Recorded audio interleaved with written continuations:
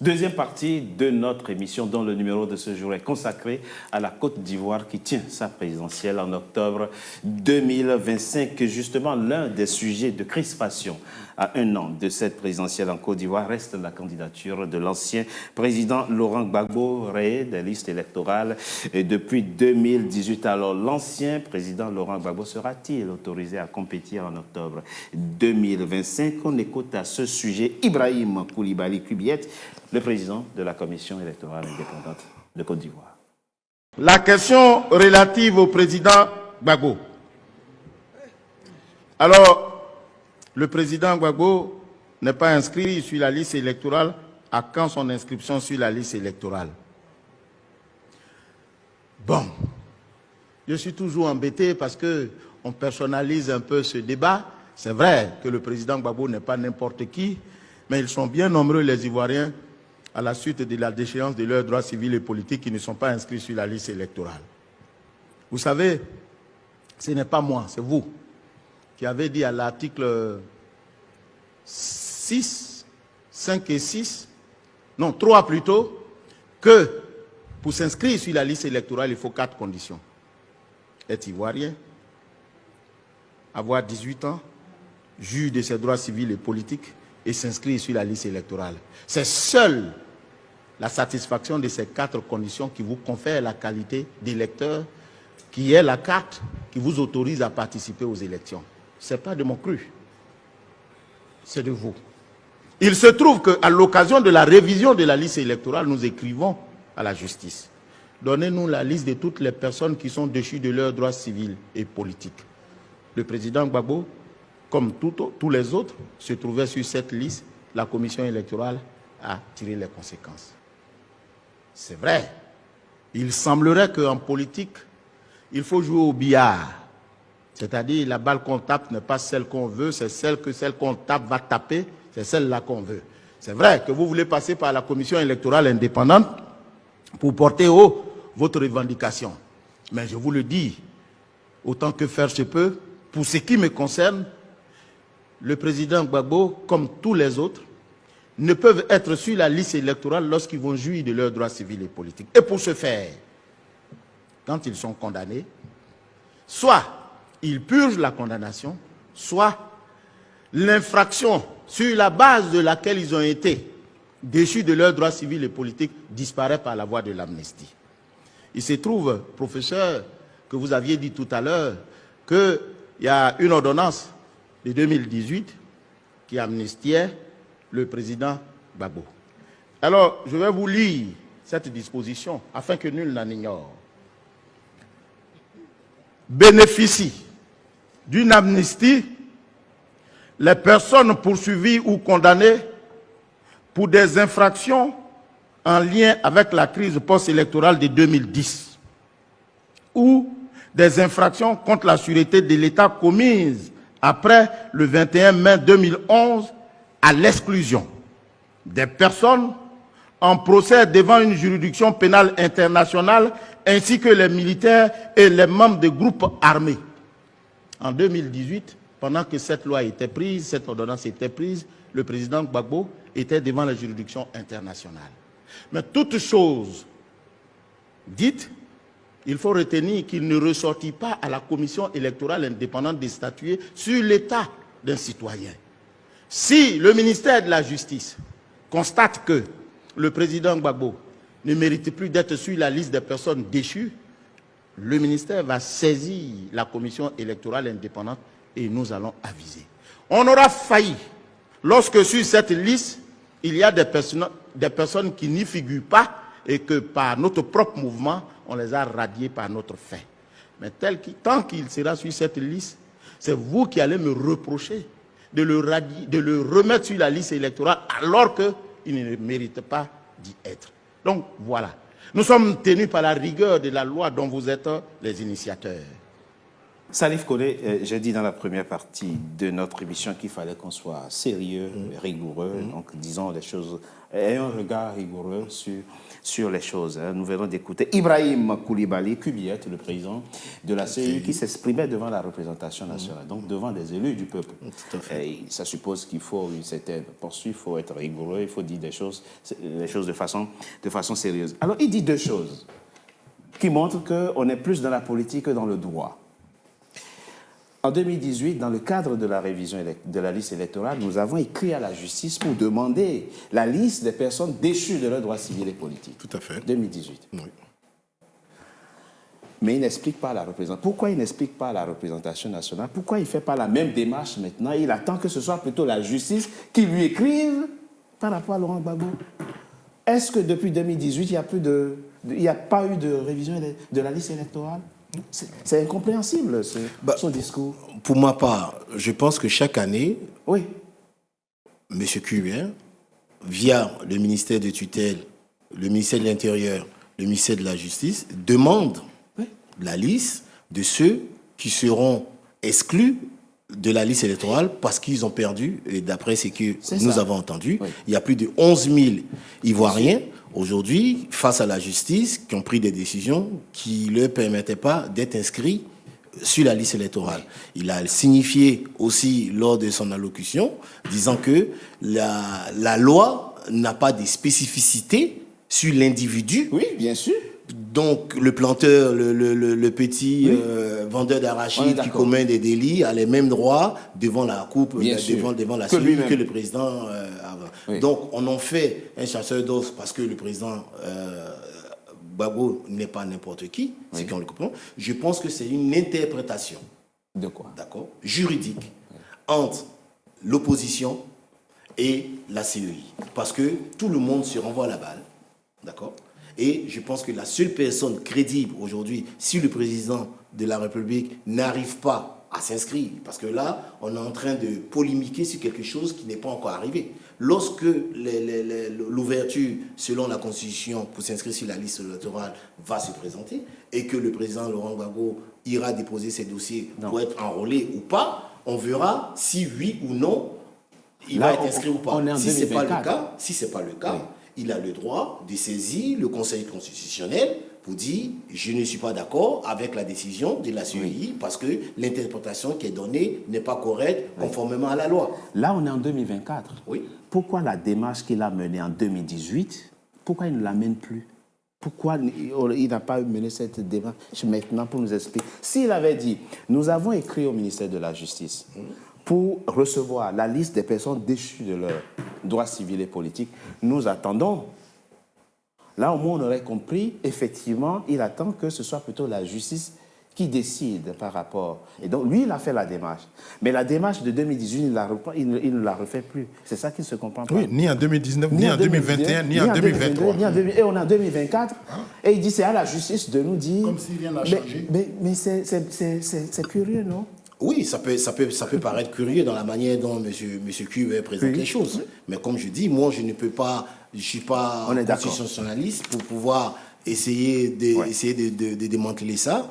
On a eu les avocats de la partie adverse qui sont venus sur des plateaux expliquer le préambule pour dire que nous sommes dans une liste électorale provisoire et non définitive, qu'aujourd'hui, la CEI n'a pas compétence de rejeter l'inscription du président Laurent Gbagbo, aujourd'hui sur la liste électorale, parce que l'article 5 de la CEI dit qu'il a le droit de s'inscrire, et c'est après le recours qu'une autre personne, quelqu'un peut dire, M. Laurent Gbagbo, ne figure pas parce qu'il a été condamné par la justice. C'est un problème juridique, et que moi, je ne vais pas vouloir m'aventurer dedans parce que je n'ai ni la compétence, ni la qualité de pouvoir le faire. Sauf que, Pascal Logbo, la seule personne qui a son intérêt en jeu dans toute cette polémique, c'est Laurent Gbagbo que vous représentez à cette table.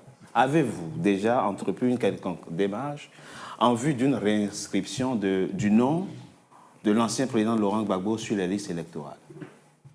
Parce que ce n'est pas au président Kubiet de se substituer à Laurent Gbagbo aussi. Hein. Il faut restituer les choses. Je pense que c'est incongru de ne pas inscrire le nom du président Laurent Gbagbo sur la liste électorale. Et quand on parle de ce fait-là, je me pose plusieurs questions. Pourquoi le citoyen libre, Laurent Gbagbo, n'est pas sur la liste électorale? C'est un tort qu'on lui fait et c'est une grave injustice qu'il faut corriger le plus tôt possible, sans qu'il en fasse même une démarche. Non.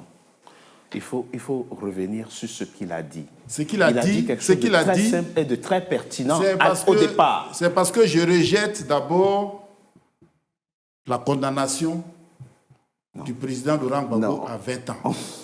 On ne va pas refaire ce débat. Non, c'est le débat qu'il faut. Monsieur Logbo, c'est le débat qu'il faut faire. On n'est pas devant la justice ivoirienne. Non, bien sûr, parce que d'abord, je mets en cause cette justice. Quand on parle aujourd'hui de condamnation du président Laurent Gbagbo, c'est parce qu'il aurait été jugé, mais par quel tribunal? Non, l'ordonnance d'amnistie de 2018 que le président Kubiet évoque dans l'élément dit sont exclus les personnes qui sont devant des juridictions internationales. C'est pourquoi le président Laurent Gbagbo, alors devant la CPI, ne pouvait pas bénéficier. Ce n'est pas la condamnation à 20 ans de Côte d'Ivoire qui est le problème. Donc maintenant qu'on est en 2024 et que Laurent Gbagbo a entre-temps été acquitté, vous pouvez légitimement poser la question pourquoi il n'est pas réinscrit. Là, de ce point de vue, on peut entendre. C'est ce que nous sommes en train de dire. Mais ne commencez pas à condamner la justice ivoirienne. Je la condamne déjà parce que quand on parle de Laurent Gbagbo qui n'est pas sur la liste électorale, quand on parle de Laurent Gbagbo qui a été déporté à la CPI, acquitté, sa réinscription sur la liste électorale devait être automatique. Parce que la Côte d'Ivoire était informée, la Côte d'Ivoire qui a transporté, qui a déporté le président Laurent Gbagbo, un citoyen, devant la Cour pénale internationale qu'il a acquitté. Et en 2021, récemment, 2023, récemment, avant les élections locales, le président Laurent Gbagbo a fait une nouvelle démarche pour s'inscrire sur la liste électorale. Laquelle? Sur la liste électorale de Côte d'Ivoire. Et qu'est-ce qui lui a été répondu? Sa démarche a été rejetée par la CEI. Au motif du fait qu'il est condamné à 20 ans de prison. Voilà. C'est pour ça, pour en parler, je reviens d'abord, je dénonce d'abord le procès arbitraire qu'il a condamné à 20 ans de prison. Sinon, la démarche a été déjà faite. Ce n'est plus la présence devant une juridiction internationale qui est l'obstacle, mais la condamnation à 20 ans de prison. Voilà, c'est pour ça que j'ai mis le pied dans les plats. Pour dire que la CEI ne veut pas l'inscrire sur la liste électorale parce qu'il aurait été jugé par un tribunal qui n'avait aucune compétence à le juger. Parce qu'un ancien chef d'État, il n'est pas jugé par n'importe quel tribunal ordinaire. Et puis une affaire pénale, le président Gbagbo étant devant la CPI, ne peut pas être jugé en Côte d'Ivoire à son absence. Ça, c'est de deux. Donc, pour nous, aujourd'hui, notre chef, notre leader étant acquitté par la CPI pour toutes les affaires qu'on lui avait reprochées, il est acquitté, c'est un citoyen libre, avec lequel nous avons créé notre parti, le PPACI, et dont il est président du parti. Avez-vous déjà vu quelqu'un qui n'a pas ses droits civiques avoir un récépissé de parti politique? Ah non, ça vous engage. C'est vous qui l'avez désigné président et candidat pour la présidence. Et vous savez très bien qu'au moment où vous le désignez, il n'est pas inscrit sur la liste. Parce que justement, l'administrateur, c'est-à-dire le ministère de l'Intérieur, est en porte-à-faux avec lui-même. Il ne peut pas transférer le nom de Laurent Gbagbo qui n'a pas ses droits civiques devant la CEI et puis en même temps lui délivrer un récépissé de parti politique qui porte son nom. Pourquoi? Mais parce que c'est le droit qui le dit. Tout à l'heure, il a cité 4 conditions pour être sur la liste électorale. Oui, mais il n'y a pas la condition de parti politique. Mais il faut jouir d'abord de ses droits civiques pour créer un parti politique en Côte d'Ivoire. D'accord. Donc voilà ce que nous sommes en train de dire. C'est vrai que c'est incongru, effectivement. C'est incongru. La situation est un peu bizarre. Nous disons ici que le président Laurent Gbagbo est victime d'une démarche politique qui cherche à écarter un candidat qui fait peur. Et ce que nous demandons ici... Il fait peur par rapport à quoi? Parce que c'est le plus populaire en Côte d'Ivoire. Comment vous le savez? Parce qu'il a gagné les élections en 2010. Excusez-moi, on est en 2024. Là. Aux dernières nouvelles, on est en 2024, oui. Monsieur Logbo. Et c'est le même Ouattara qui est en face en 2024. Si on l'a gagné en 2010, après une gouvernance aussi catastrophique, mais en 2025, on va le battre dans les urnes. C'est pour ça qu'il ne veut pas inscrire Laurent Gbagbo sur la liste électorale. Pensez-vous? Oui, je le pense. Quand vous dites, vous parlez de qui? Moi, je suppose que le président n'a pas... il a la Côte d'Ivoire à diriger, il ne se mêle pas de ces questions qui sont des questions subsidiaires, il est au-dessus des institutions. Ou bien je suis naïf à le penser. Pas forcément, il est au-dessus des institutions, mais en même temps, il est partisan parce qu'il est président des partis politiques. Ben oui, mais tous les partis, tous les présidents qui ont été là, aujourd'hui, le président Gbagbo, il était président de la République aussi. C'est la Constitution qui l'interdit. Oui. Quand le président Gbagbo était président du FPI, mais après son élection, il a cessé d'être le président du FPI, il a plutôt remis le tabouret du FPI au président Afin Guessa. C'est la Constitution qui le dit. Pourquoi? Le fauteuil, pourquoi tu parles de tabouret? Bon, c'est tabouret, on connaît en Côte d'Ivoire.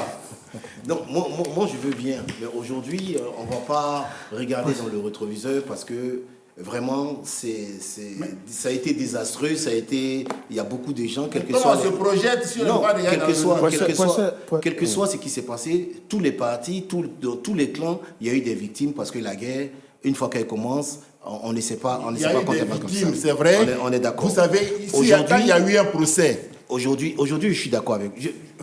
Sincèrement. Nous, ici, sur ce plateau-là, quand on vient discuter ici, on essaie d'avoir un débat qui soit constructif, qui soit moins agressif, qui soit dans la vision, parce qu'il y a des gens qui nous écoutent et qui nous entendent. Absolument. On est totalement d'accord. On est d'accord, nous tous dessus, parce que c'est l'intérêt de la Côte d'Ivoire qui va primer. Donc, nous, notre intervention que nous devons avoir ici, même si nous ne partageons pas le même point de vue. Totalement d'accord. Salif connaît aussi. On est totalement d'accord. J'aimerais que la décision de justice que vous mettez aujourd'hui, qui est l'épine dans le pied de M. Cuibert. Parce que la lecture qu'on peut faire, soit on se contente de dire il y a une décision de justice qui a été donnée, moi, la justice m'a dit, le président de la République est déchu de ses droits civiques, moi je ne peux pas l'inscrire sur la liste électorale, c'est de la facilité. Oui, absolument. On est d'accord. On est d'accord. Moi je peux avoir cette posture-là et je ne bougerai pas parce que je ne suis pas le ministre de la Justice, je ne suis pas le juge, je peux me contenter de ça. Mais je pense qu'il y a eu des précédents comme ça en Afrique plusieurs fois, où c'est des décisions politiques qui sont fortes. Absolument. Et je pense que ces décisions politiques-là, je finis, demandent à ce que, quand on demande quelque chose, ou bien quand on soumet quelque chose, souvent on a raison dans le fond et puis on a tort dans la forme, parce que l'interlocuteur en face ou la méthodologie pour amener la requête devant la personne à discuter n'est pas la bonne. Et je pense qu'aujourd'hui, si nous arrivons à discuter ici, souvent, à l'intérieur des partis, c'est de choisir les bons interlocuteurs qui ne sont pas forcément les chefs du parti pour pouvoir amener ce dialogue social pour qu'ensemble, on puisse trouver la solution dans l'intérêt de la Salif Koné, votre propos est très clair, mais avant qu'on ne marque une coup de pause, Toto Jérôme Baloubi, tout ça va finir comment? Quel est le regard que vous posez sur cette question de droit pour Laurent Gbagbo d'être inscrit sur la liste électorale et d'opposition qu'on fait à Laurent Gbagbo par rapport à sa condamnation? Ça va finir comment? Écoutez, moi, je voulais juste faire une remarque. Quand M. Cuibert dit, M. Gbagbo, c'est vrai, c'est un citoyen comme l'autre, mais M. Gbagbo n'est pas un citoyen quelconque. Laurent Gbagbo a fait des sacrifices dans l'intérêt de ce pays. C'est dans ce cadre-là que son pouvoir a été attaqué par une rébellion, il a accepté de discuter avec cette rébellion. Il a accepté de former un gouvernement avec des rebelles pour l'intérêt de la Côte d'Ivoire. Même ministre de la Défense. Il est allé tellement loin pour l'intérêt de ce pays-là. Laurent Gbagbo a été injustement accusé, inculpé, enlevé, amené à la CPI. Il a été lavé de tout cela. Mais enfin, qu'est-ce qu'il faut de plus?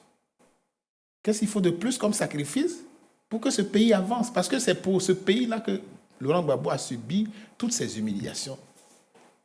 Alors, il a été blanchi par la CPI et là, on lui sort une condamnation de 20 ans. Et c'est pour ça que nous disons que c'est politique.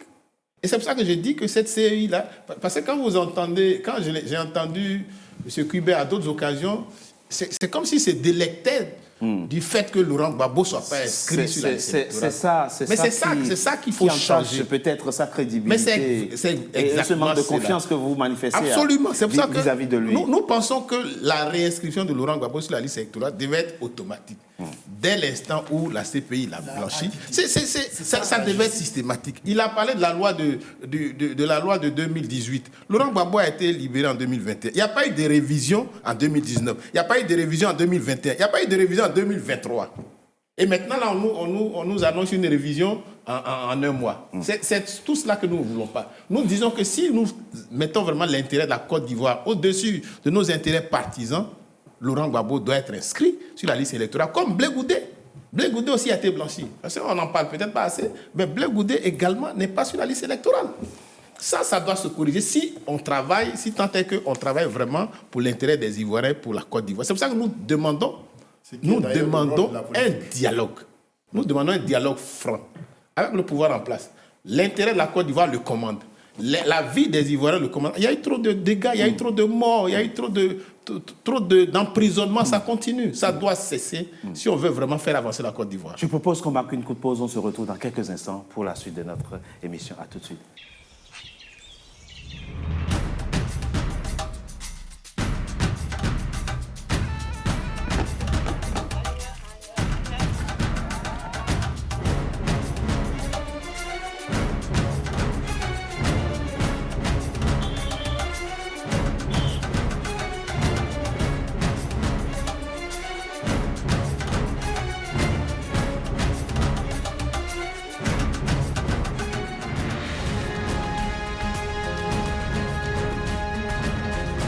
NCA, la nouvelle chaîne africaine.